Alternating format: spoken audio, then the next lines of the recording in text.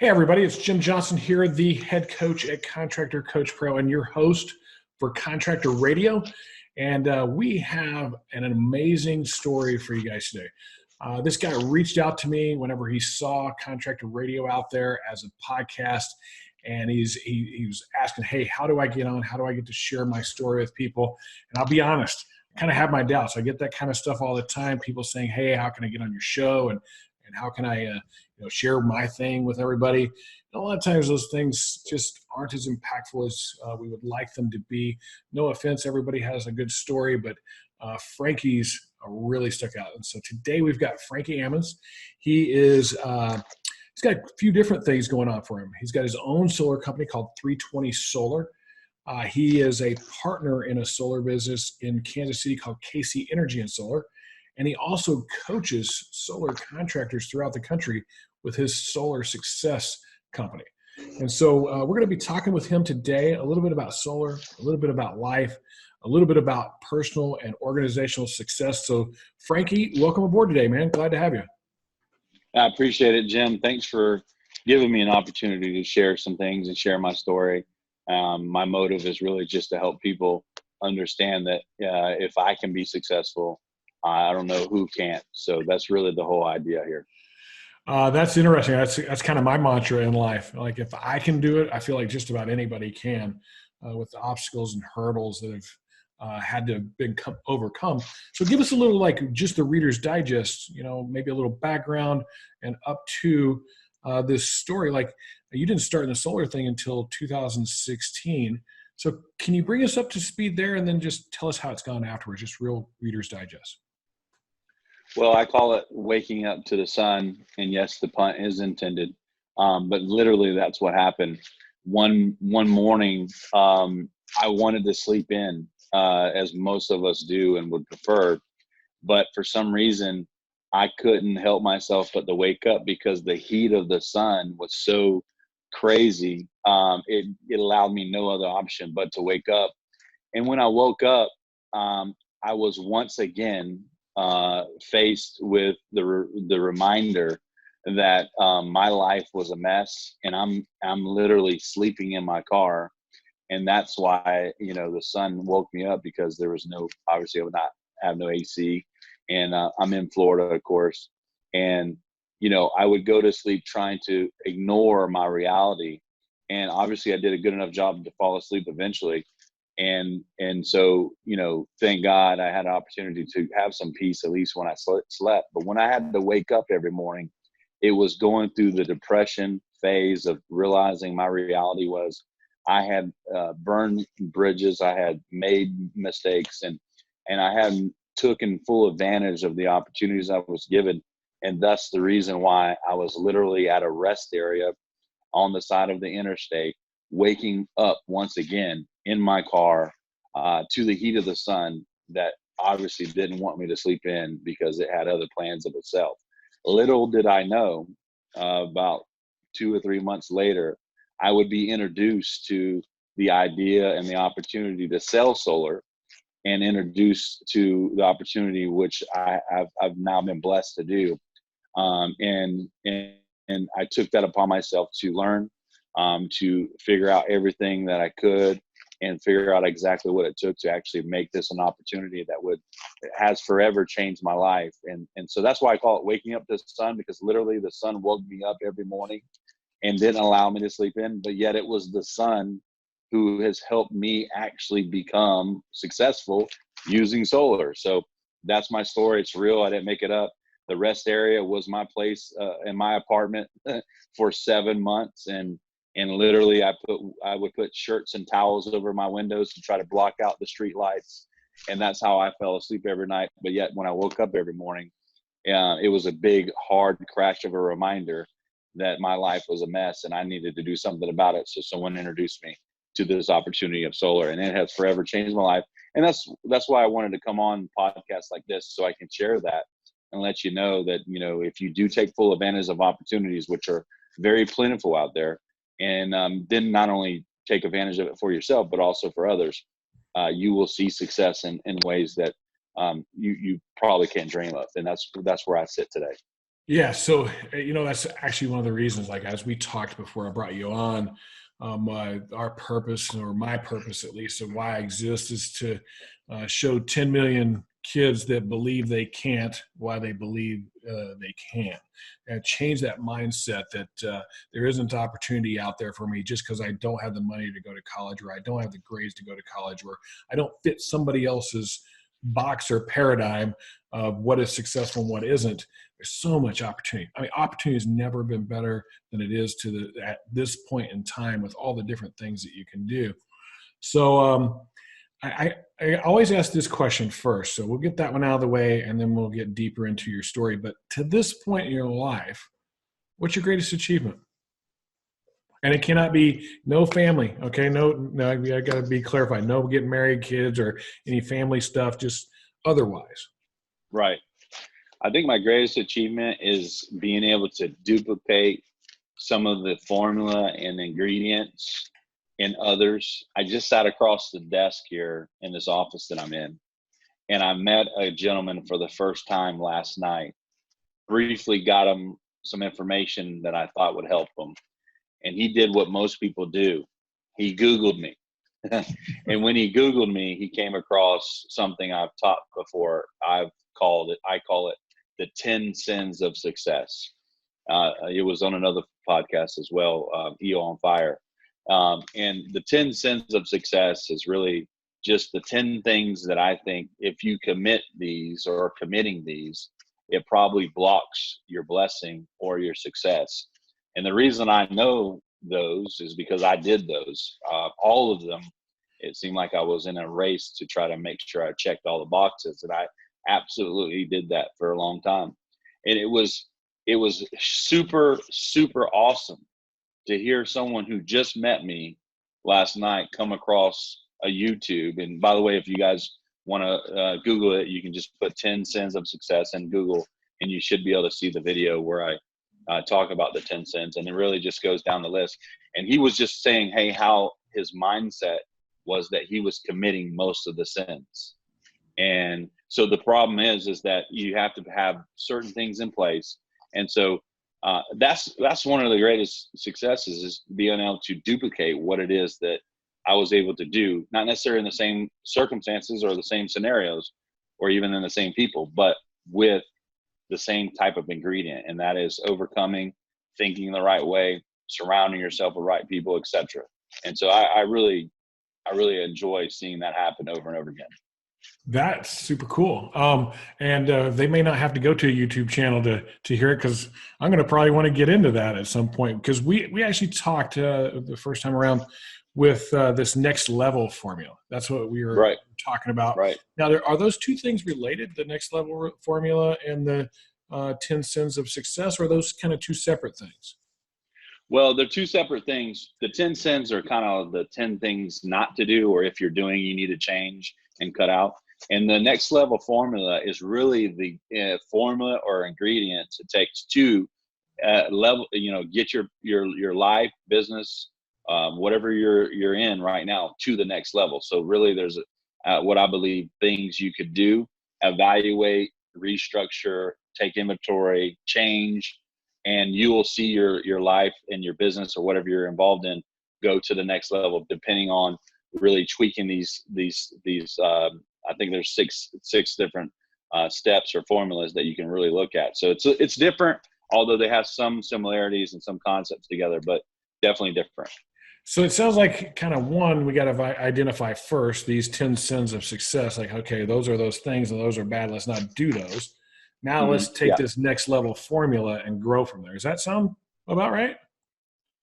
I mean, yeah, you could definitely say that. I mean, I obviously the latest and greatest for me is the next level formula. It's something that I'm really passionate about right now, because it's really some things that I've seen fruitful in my own life, and I'm even helping others really do in theirs. So definitely, if those guys want to look at the 10 sins of things that maybe they're accomplishing or not doing, that's something they should look at. Oh, you're on mute, Frankie. I would say for sure. Sorry, I'm on my phone. Somebody. No problem. Frankie went on mute there for a second. For sure, the 10 sins is where you want to be, or the next level formula. I'm sorry. Okay, so let's say the 10 sins. If we need time, we'll get to it, but we'll let people go to YouTube for that. Let's um, let's talk about this next level formula. So Okay. this concept is something that you've generated. Is it about personal success, organizational success? Is it something where they're combined? What's the story behind the next level? Well, again, some people feel stuck, or they feel like they're in a situation where they don't know how to take the next leap, the next step. They don't know how to grow or scale. It really is a model where any scenario, if you look at these areas and make the changes necessary, you should be able to see yourself move and take those steps towards the next level. So it doesn't. It's not for one particular thing. It's for putting in place the things that I believe will help you get to that next step. So if your goal is to lose weight, if your goal is to increase your business, if your goal is to surround yourself with more like-minded people, if your goal is to have a certain type of relationship, if your goal is to own certain property, or whatever your goal is, if you don't have that goal now, really evaluating these areas, the formula will help you get there, and it certainly will put you in a place where it'll be very achievable. So let's talk formula. How does it work? So there's some areas that you got to take inventory in and of, and then you need to make the necessary adjustments. And the areas that I talk about are, the first one is purpose. Okay. It's said that any man with no purpose is a dangerous man. And really it's about having no real ultimate goal, no real compass. I was that guy. I mean, I was the guy that had no real purpose, didn't really know why I wanted to do things, and didn't know, how it made overall sense. And so just like anyone with no purpose, you get tossed to and fro as the wind blows, and things change dramatically and all the time because you don't really know what route you really want to take and ultimately where you want to go. So I think anyone that wants to see their life go to the next level, you got to get the purpose down. Now, do you know all your purpose all at once? Probably not, but spend some time evaluating what your ultimate purpose is, what you really want to be, what legacy you want to leave. And I think it happens when you have solitude. I think it happens when you get on the mountaintop. I think it happens when you can hear nothing but hear you, and hear the thing that really helps you. I mean, you probably might need to write some things down, the things you're passionate about, the things you want to work towards. But I think that's some of the things you have to do to start really finding your purpose. What are you here for ultimately? You're not just here to be a human being and take up space. You're here to do something that has an impact and leaves an impression. You need to find out what that is. So that's the first one. The second one. One little thing there, Frank, is we actually help people kind of figure that out in our own coaching, because that's a big part. If we don't know what our purpose and our passion is, to achieve amazing things is usually very difficult. And so it may be a helpful hint, maybe on the people you're talking with. One of the things we'll do is we'll have them write down core words. These words are phrases that they think describe them. So Right. whether you're honest, or you're serving, or you're innovative, or whatever it may be, fun, adventurous, like, get those core words down so you can start to see what it is that drives you. And once you figure out what drives you, you can then start to find out that person, what you may be able to serve to others. That's just one of the things we do. We do several little pieces there, but that's a quick and easy one to kind of figure out your purpose. So Yeah. what's next? What's after purpose? And by the way, this works really hand in hand with your business. Your business has to have a purpose. And it's just not profit, by the way, just so you guys know. Oh, no. Profit is what allows you to have a purpose and continue a purpose. But purpose has to be something much bigger. It's about impact, and it's about things that you can do that if you weren't there are still there and still carry on. So this works hand in hand with that.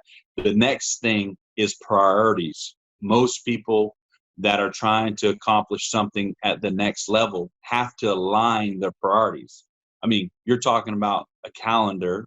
Most people, you got to make your calendar a priority. No, you need to make your priorities your calendar. right? You need to make sure that you're doing the things that are most important, not just randomly, but towards the next level you want to take.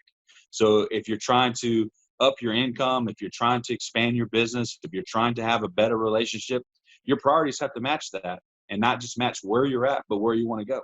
And a lot of people don't spend the time, energy, or resources in the priorities of where they want to go, and then they wonder why they're not getting there.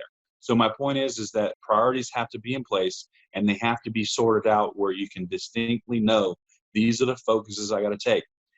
One of the things that, speaking of 10 sins of success, is really abusing time. You know, people don't realize how much time is an asset. Well, your priorities speak to that, right? If I think time is important, then I'm going to have a priority to be on time, and I'm going to have a priority to not waste other people's time.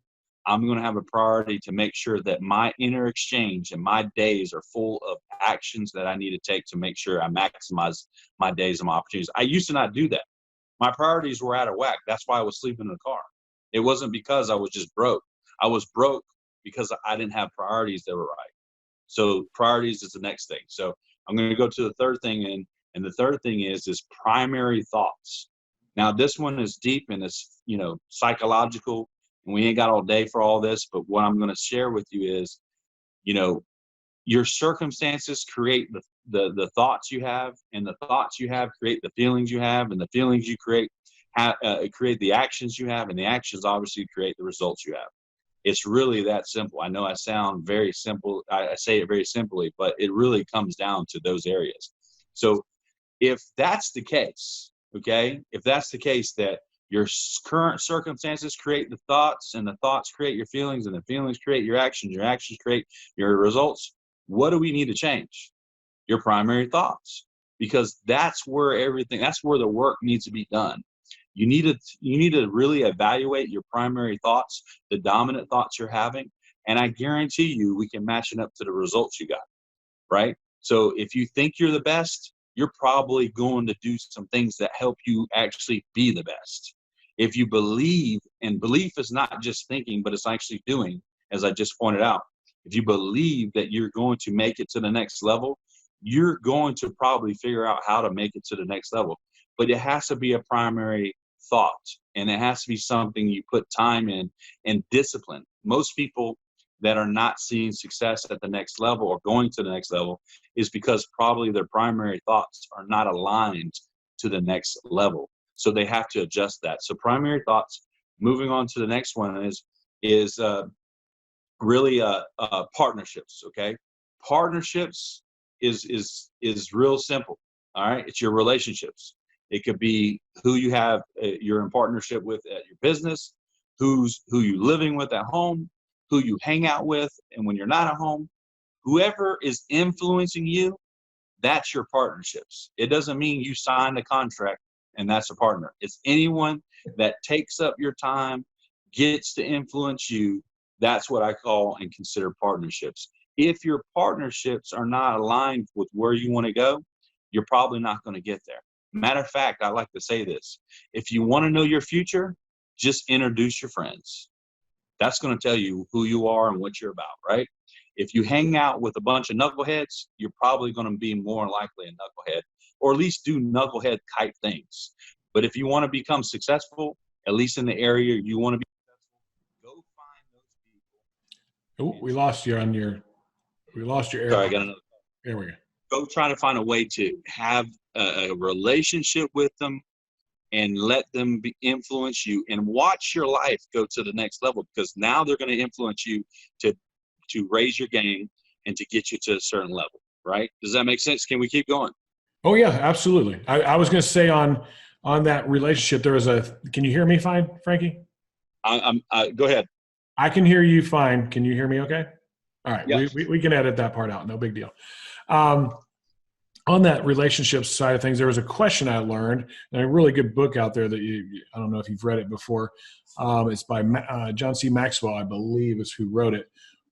Good leaders ask great questions. And the question that just really stuck out to me was, who do you know that I should know? And that'll be a question I ask you today before we get done, but maybe this will be something that as people are listening, Nobody ever introduces you to the worst person they know. That's not their goal. They always want to introduce you to the next level up, right? There's your next level. Right. So that's how they will do it, is they'll go, okay, I got to introduce him to somebody else. I want to introduce him to my best friend. I want to introduce him to the most important person to me. I want to introduce him to somebody that will separate me from the herd that was impactful to this person. So I think that's a great question if you ask it for the right reasons. All right, so we got 4: purpose, priorities, primary thoughts, partnerships. Where else do we got to go with next level formula? Well, the next part is actually platform. Okay. And platform is the same as vehicle, whatever you do, whatever platform you're in or on, obviously that's going to contribute to whether you can get to the next level. Now, some platforms are great and they're very honorable, but it doesn't necessarily mean that you're going to be able to go to the next level in that certain platform. You have to do some real soul searching and really evaluate whether realistically it's going to take you there. I believe that if you wanted to become the #1 most international hugger of the world, hey, that's great. And I'm sure there's a way to do that. But the platform and in your way to do that may have to be evaluated in a way that aligns with that, right? So it's still going to take money to be the #1 most, hugger of the world. I got to fly places and hug a lot of people. The jets got to cost money, the food, the housing, the hotels. I mean, even though hugging is free in itself, and it's really great to get hugged even by strangers. There's been science psychologists say that's a good energy exchange. I love that idea. But if I wanted to do that globally or nationally or internationally and scale that type of opportunity, I still have to have the right vehicle or platform to do that. So that means I'm going to not have to just master being the #1 hugger. I also have to master being the #1 person raising the money in order to accomplish that. So those things are you got to be realistic about that. A lot of people want to be this and that, and they want to go to the next level, but they don't have the right platform, or they haven't put together the right platform in order to accomplish that. So platform is it's very, very important for you guys to evaluate that, to make sure you're in the right platform. I'm in a platform that really gets me to where I want to go, right? Maybe you call it lucky, maybe whatever you want to call it. But this platform I'm in the solar industry, it's a great platform. It's got a great opportunity, many opportunities everywhere. It's changed my life forever. I have figured out the platform that gets me to where I want to go. And so that's one thing I want to encourage you guys to do, is find your platform. And the last thing, but I think it's probably one of the most important things, they're all important, but is plan of action. Okay. And don't just plan to act. Okay. Make a plan that actually you can act on. And a lot of people overwhelm themselves and have too much of a plan too soon in the plan. So plan to make moves, even by inches each day. And when you do that, make sure it's digestible to your surroundings and your being and who you are. If you say, I want to lose 100 pounds, and you want to lose 100 pounds in 6 months, I'm sure that's possible. But for some people, maybe most people, I don't really know, maybe that's really hard to do, right? So maybe you make that plan of action to lose 100 pounds more like, hey, I'm going to try to lose 5 pounds a month until I hit that goal, right? I'm not an expert in the health world, so I'm speaking out of turn anyways. Me and the gym don't get along. I don't know who that guy is, but he keeps showing up and trying to tell me to come to the gym for $10 a month, and I don't know why, but I keep hearing that. But my point is that that's his platform. Yeah, his platform. That's right. That's how he makes money. To me, I don't know. But plan of action is not just writing something in a journal or a planner, but it's actually making it actionable. That's the difference here. Plan of action. What can I do to actually make a move towards achieving the goal? Whether it's today and tomorrow, what can I do to move the meter forward, right? A lot of people, again, they do too much of that, if they do it at all. And then it's too much. Like they say, anything over 2 focuses a day becomes cloudy for the typical person, right? So 2 major focuses, maybe 3 at the most, and attack those with everything you got, and see yourself begin to start moving towards the next level. So if we go back and review, we would go with purpose. We would go with priorities. We would go with primary thoughts. We would go with our partnerships, our platform, and our plan of action. If you evaluate all 6 of those and really make it your focus to make sure they align with where you want to go and how that might help you get there, I promise you that formula that I just talked about will begin to seem more realistic and it will come to pass for you, because those are the areas I believe, for example, if you bring up partnerships or even platform, an orange tree, I'm from Florida, an orange tree, you're not going to find an orange tree in Minnesota. Okay. No, you're not. I mean, if you do, that's a miracle, right? But but the point is the environment is not conducive for the orange tree. You've got to be in the right place of mind and around the right people in order to produce what it is that you're meant to produce. But the first point is that you got to even know you're an orange tree, right? You got to know that you're that person that's supposed to do X, Y, and Z. You got to know that. So that's why the purpose is first, priorities, and then your primary thoughts, your partnerships, your platform, and then your plan action. If you really evaluate those areas, I promise you, and make the adjustments, okay, you will see your life start to take to the next step and to the next level. And like I said in the beginning, even your business, evaluate your business in these same ways. You'll see things start to make moves towards where you want to go, and it'll make a change for you. So. I'll say this, Frankie. The thing that I think is actually like profound about this, those 6 things, we've heard those things. Some people have talked about them, and they see them in various pieces, and you see them put together in different ways. But we've heard about them. Partnerships, same and similar to relationships. The primary thoughts is what you think is what you are. You've heard those type of things, but I think the thing that's profound about what you have put together here is the alignment part. This part that all of those things need to be in alignment, because if even just one of them is out of alignment, your chances of achieving that next level of success is probably not going to happen. One that really stuck out to me, this little phrase that you said, I'd like you to drive it home a little bit more. Make your priorities your calendar. Like that to me was, that was, for lack of a better term, spitting some wisdom right there, man. That, everybody says, hey, I got to fit things into my calendar, but that's not really the way it works. It's like, hey, I got to make my calendar fit to my things, right? This is what I'm after. And we all struggle with time management. I think that's one of the biggest hindrances of most people is a overwhelming amount of information and the amount of time to do something with that information. So what made you come to that realization, this make priorities your calendar? Well, most of the stuff that I talk about are real life things that I've encountered or failed at, and realized that if I don't adjust those things, then they're going to lead me to the same results, if not worse results. So, I'm not a big calendar guy either. I have a calendar for appointments and set times, and I have a staff that help me keep aligned with my calendar. But I use an app on my phone called Color Notes. And really, I have 2 to 3 priorities that I take care of each and every day. I write them the night before so that I can attack them the next day. So my point is that my calendar doesn't dictate what I do. I use it because it's a tool, and you should use the tool. But I prioritize my calendar, but I more importantly take my calendar and make it my priority to really focus on the things will move the meter, right?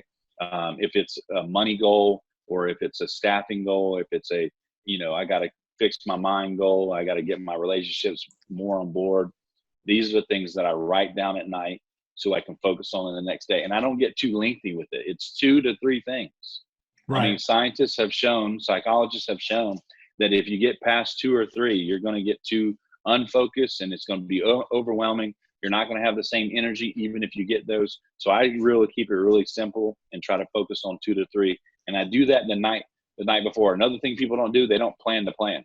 You have to have a time to plan. And so you got to plan to plan. So Sundays is a good day to take an hour or two and plan your week out. The night before, maybe 30 minutes to an hour, and think about the next day. Most people are in the middle of the day before they even think about what happens during the day. Think about it before, be prepared. That's prioritizing stuff, right? Being prepared and having a mindset about what's going to happen and not waiting until it happens. And I think that helps you really get to that place of being productive, because you can be busy, right?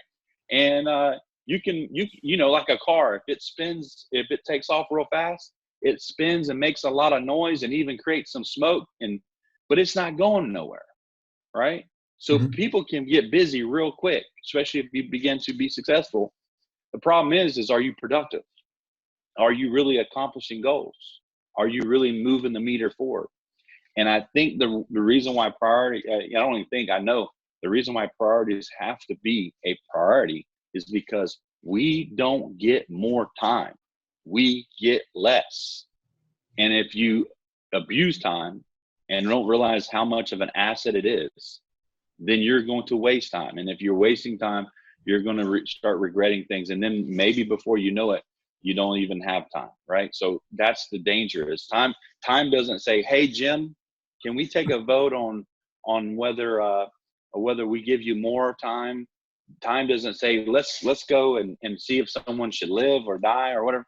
Time just does what it does. It keeps on ticking. Well, I think that's what it does. I think the thing that really sticks out to me about time is I agree with you 100%. It keeps on ticking whether we like it or not. And as I'm 50 years old now, which is the weirdest thing in the world to say. Most people go, really, you're 50? I try to treat life as if I'm 12 most of the time, it seems like. But there's not going to be any more of it. But I don't know how much I don't know how much I have. It could be right now. It could be the next 60 seconds. It could be an hour from now. It could be 30 years from now. It could be 40 years from now. We don't know. That's why making the most of this second and this time with you is important to me. I wouldn't have put you on here if I didn't think it wasn't going to be important and valuable, and it has been in a very profound way. Well, I want to point out something too, Jim. The good book, and I know you believe in the good book, the Bible. Even the Bible say life is like a vapor. It's here today and gone tomorrow. And when I looked up vapor, for water to vaporize, and I'm just using this as an example, I'm not saying the Bible says this, but when water vaporizes, it literally takes seconds. So if the Bible is giving us an idea of what life is like, well, whoever put that together, and I'm not here to argue about that, they thought life was very similar to being gone very quickly. Fleeting. And so so my point is that it's not a scare tactic. It's just reality. No one knows if tomorrow is going to be there. So I try to maximize. And here's the reality. If you listen to 10 Cents of Success, you will find out. I had a wake-up call when it comes to time and how I was abusing it. And my wake-up call was at 55 years old. My dad passed away suddenly of a stroke, and no one told me that was going to happen, right? Me and my dad had plans to work together and to have a life together, because we didn't grow up really having a relationship. And we had a plan, and that plan was torn apart because he died unexpectedly. Unfortunately, my lesson of time was not done. 6 months later, my younger sister passed away as well. And so I had two brutal back-to-back lessons of how time does not take any vote. It says, I do what I do, and I keep ticking, and you either maximize me or you don't. Either way, you don't know how much you have of me, so make the most of it. I have today. I don't know if I have tomorrow, but I have today. I'm going to plan like I have tomorrow, but I'm going to make the most of today. So that's why prioritizing your life and your goals and your vision and your daily tasks is so important, because you've got to get it done. Why wait to do what you can do today and put it? Why wait? Go say that again. Why wait? What? Why put off something tomorrow that you can do today? Yeah, I 100% agree. There's a question I ask myself constantly, all the time. And yes, I am a believer. I believe that there is something greater than me and bigger than me that has put all of this on this planet. And I do read the Bible and spend a lot of time in there. But the thing I ask myself all the time is what I'm doing worth it? Is it worth it? Is this going to impact somebody's life, whether it be my own or somebody else's, in a way that makes them a better person than they were before we came in contact? And if it doesn't, I don't do it. It just isn't. And the way you answer that, Jim, you're getting that answer from your purpose, right? My purpose is pretty simple. If it doesn't help the dream, then you probably shouldn't do it. Yeah, I'm right in line with Zig Ziglar. If I can help enough people get what they want, I'll get what I want. As one of those thought processes, you can go back to a Bible basis of this too. Serve others in a fashion that is in no way about you, but it's about them in the best way that you can, and you will have more gifts. The only thing I don't like about that, and I totally respect Zig Ziglar, but the only thing I don't like about it is it's a little bit too broad. And the reason why is because you can't help everyone get what they want. You have to figure out the ones that are going to actually be beneficial to be aligned with your purpose. So, my point is that, yes, I believe in the concept and I get the concept, but I think you have to be very, very careful of who you surround yourself with. And if you're going to pour into someone, that takes energy, that takes time, and make sure that they are going to be aligned with your purpose. Because if you don't it's an energy exchange. If I sit down and coach someone for 30 minutes, I don't care how much, even if they paid me, I'm still exchanging energy. And if they don't give me certain feedback or don't feel like they got some progress going, at some point the relationship is not going to work, right? So I got to definitely be I definitely got to help the right people with the right things, and then I know I'm going to go to where I want to go. So I agree, but I kind of have a little bit of a different way of looking at it. Oh, I agree. I totally agree with you. Not everybody likes the right flavor of ice cream. It's kind of the saying that goes with that. Our coaching isn't right for everybody. It isn't. We demand a lot. We know it's going to be hard work.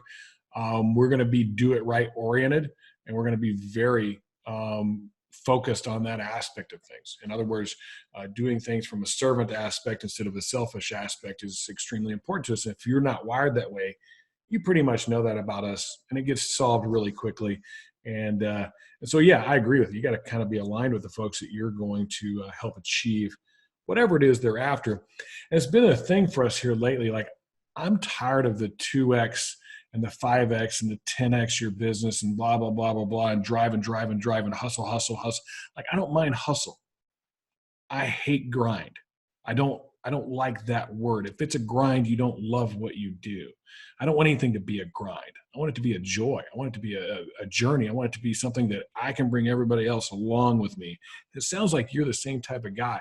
I mean, do you think the people around you kind of feel that way about you? Like, hey, if we just do things the right way, whether it's 2X, 5X, 10X, it's going to be better than it is today, and it's going to be better for you? I mean, you definitely should have some push and definitely should have some aggressive goals and aggressive actions.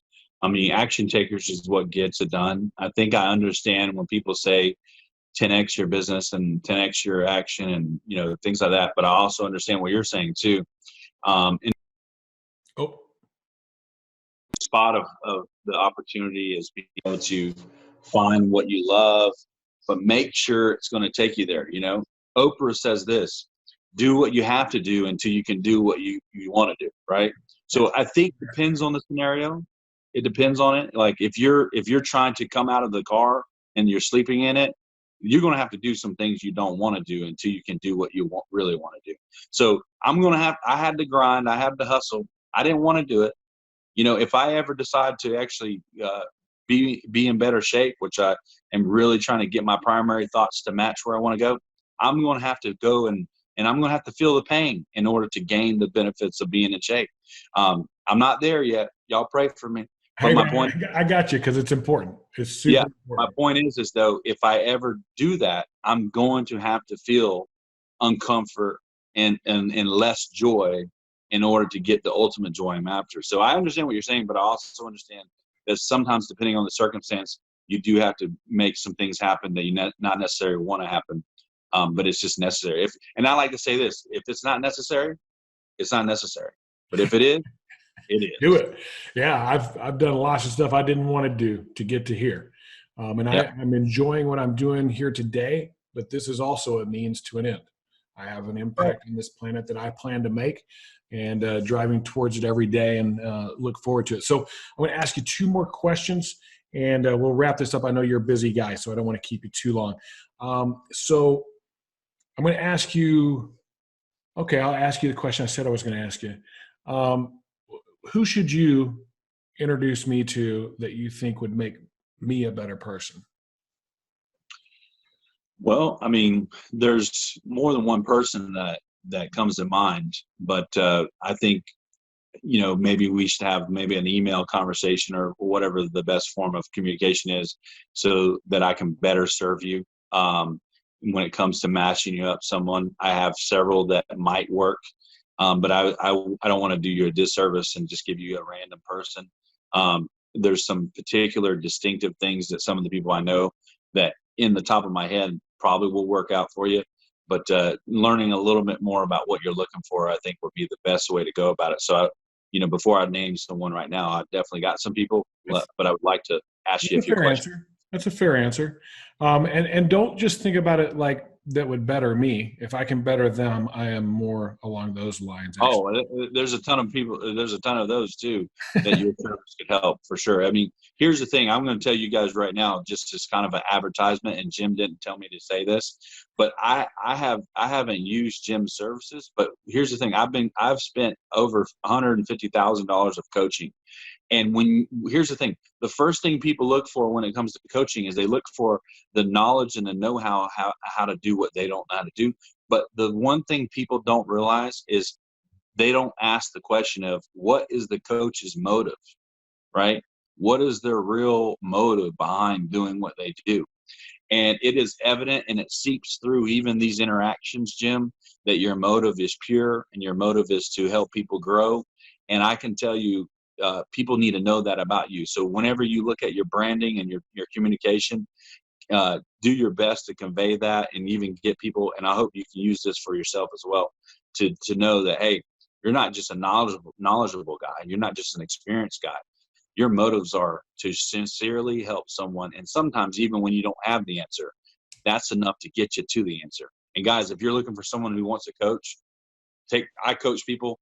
Jim coaches people. I've hired coaches, and I've hired some duds. Okay. The motives weren't where they need to be. And that was the main reason. It wasn't about the knowledge. It was there.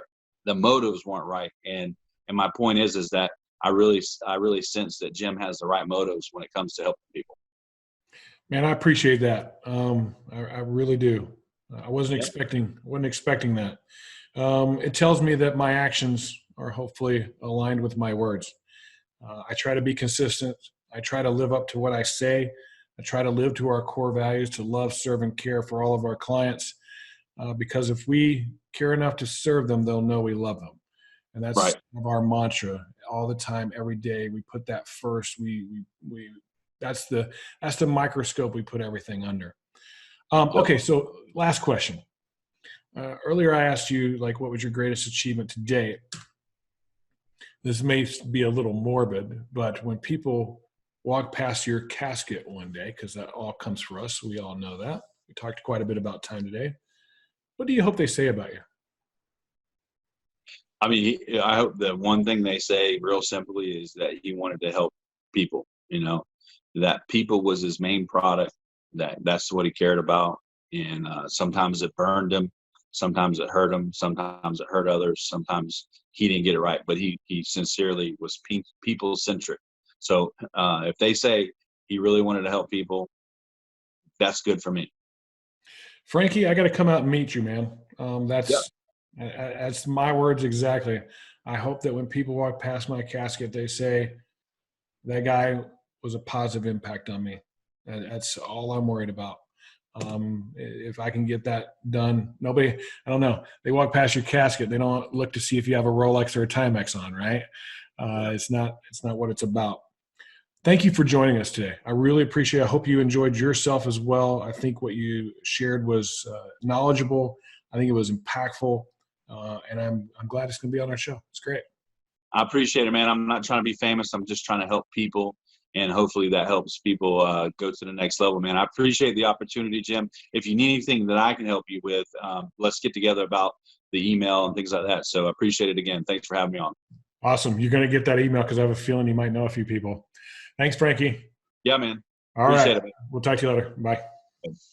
Bye.